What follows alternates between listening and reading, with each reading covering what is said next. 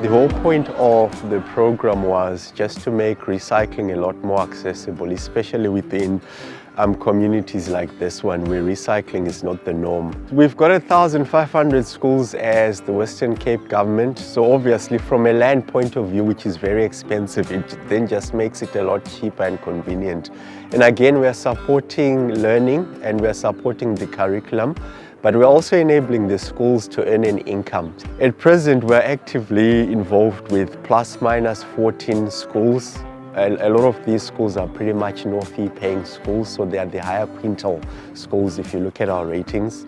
And we've got a waiting list or a pipeline of plus minus 17 schools also that have expressed the demand and the need for similar programs.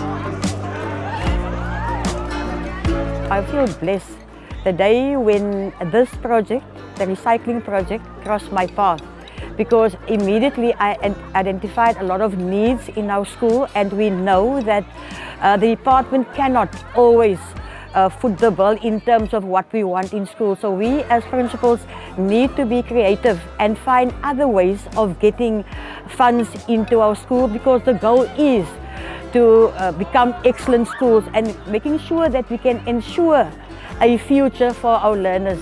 You know, I'm at that stage where I look at a chips packet and I say, wow, that's money. A project like this can also foster a sense of community, because it's not only the learners and the schools and the educators, but it includes all the stakeholders. So no use complaining about the state of our communities. I think this is a vehicle where we can basically look after our own environment and make sure that it's clean and it's healthy and it's safe. Today we are here at our first recycling facility in South Africa. We developed a process whereby we can take all types of plastic waste, resins 1 to 7, and process it into an eco-aggregate, which we can then use in the production of various concrete products. The program basically incentivized schools and also people from the public with some of our informal waste collector partners to collect plastic waste into these bags. Once we receive these bags, it goes into a shredder. We then shred it and granulate it into 6 to 7 millimeter flakes of plastic flakes. We then mix it. There's a little bit of a mixed design between hard, medium and soft plastics. And then we add 2 mineral additives into the process. We put it through a mixer, and then it's run through an extruder, whereby we then extrude a hybrid mineral polymer called resinate.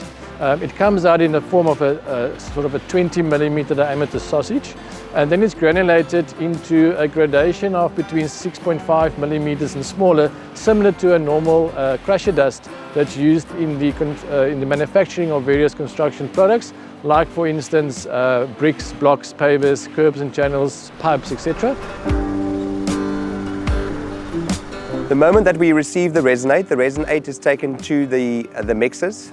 We then enter the material through the scales, which is our cement and our normal repurposed material that we throw in. We add about 10% in terms of volume. The mixer is then mixing it for your appropriate amount of time, depending on what strength you are dealing with.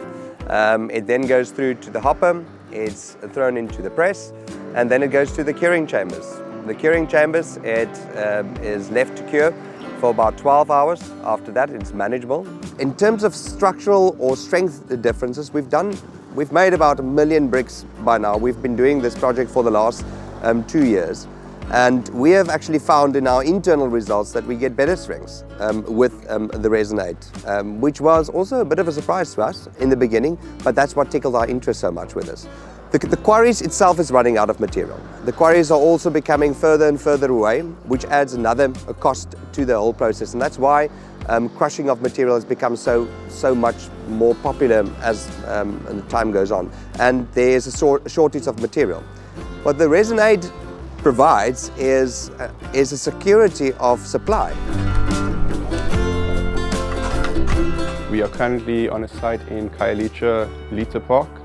and we are building backyard flats for a potential homeowner of ours. So we are building with Resonate blocks as well as Resonate floors and foundations as well. So on average per site it's about 22,000 bricks, which equates to about just under 6 tons of recycled waste that is taken out in the environment and crushed down into the fine aggregate that is put into these bricks.